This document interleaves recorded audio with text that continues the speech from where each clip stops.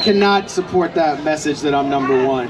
There's a lot of good people out here, and it's a real honor to be here with the OGs like Tramiel, like Joe Rose, all of you who are here from day one, because honestly, I wasn't here from day one. You all deserve so much credit for starting this just on a corner with a bullhorn, bringing this movement together. This has become a global movement, and so it's just an honor to be here. This is my first NYC Freedom Rally. Yeah, give yourselves a hand. Give yourselves a hand, because you have seen through the lies, the gaslighting, the false equivalencies, the propaganda. They tried to pit your families against you. They tried to turn your friends against you. They tried to fire you, and you are still here. You are still standing. You held the line. Give yourselves a hand.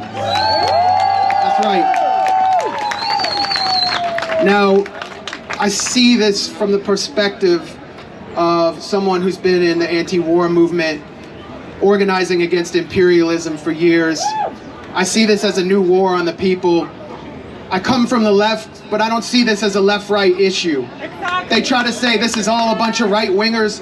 I don't see it that way, and when I talk to you all, I see a diversity of views. What this is about is decent working people trying to hold on to their humanity, their basic rights, their bodily autonomy, and their very sanity in the face of a cold, soulless corporate war state that seeks to reduce every individual to a QR code. That's what this is about. That's why people have been protesting this from Beirut to Berlin to Boston to Bolivia. It's not a left-right issue. This is about rights. This is about basic rights as a citizen and the bodily autonomy that is at the foundation of your individual integrity, and that's what we're fighting for. Now that they say the mandates are going away, we're in a new war. The wars won't go away.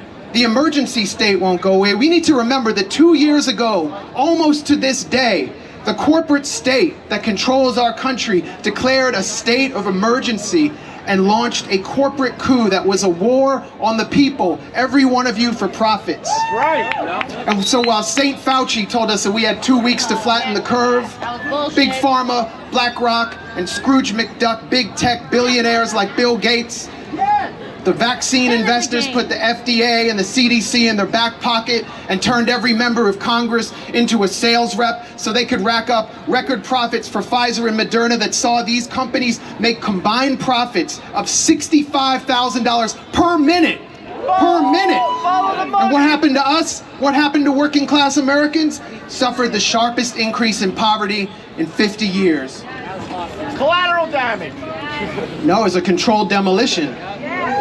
When the lockdowns began, the wealth of the global 99% declined precipitously, while the world's 10 richest men doubled their fortunes.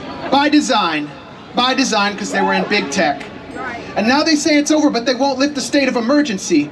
So I don't know if you noticed, but as soon as our corporate feudal lords ran out of variants to frighten us into submission, as soon as the Moderna stock started slipping on the Dow, and the masks began to come off, they found a new war to keep the public in a state of mass formation psychosis and to continue the process of corporate looting.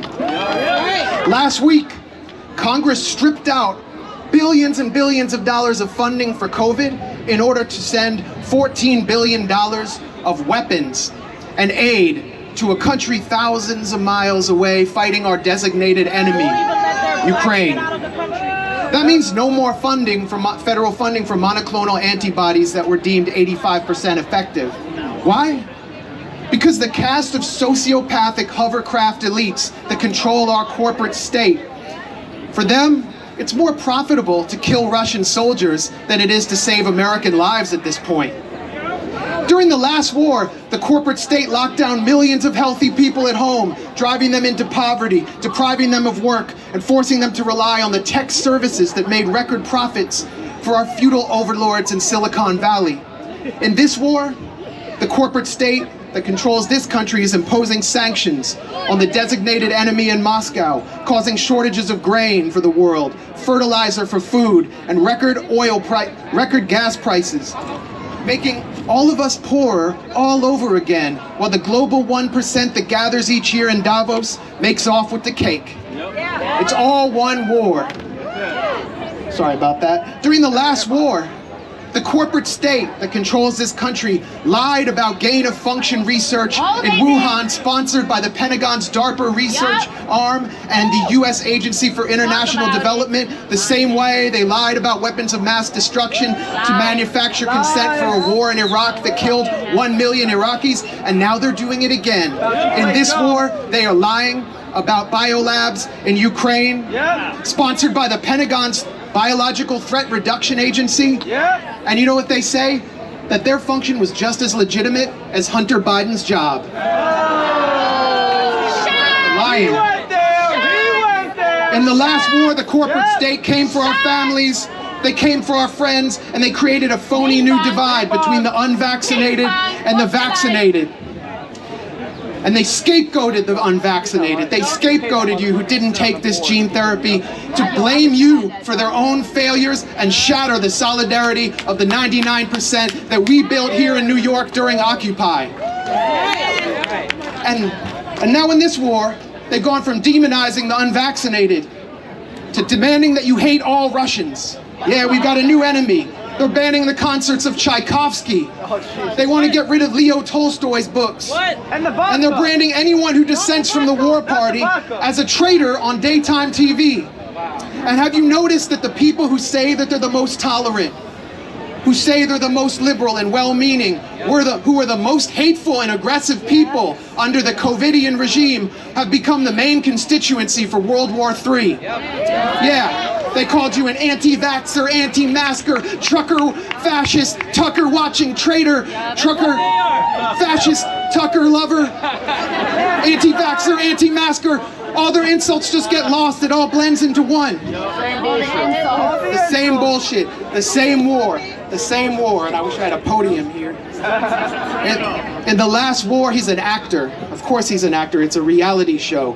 In the last war, medical professionals and doctors who dissented from the discredited consensus of a COVID czar who has never treated a patient, and a CDC director who said she learned about vaccine efficacy by watching CNN, were blacklisted, censored, and banned from Silicon Valley media platforms, and it's happening again.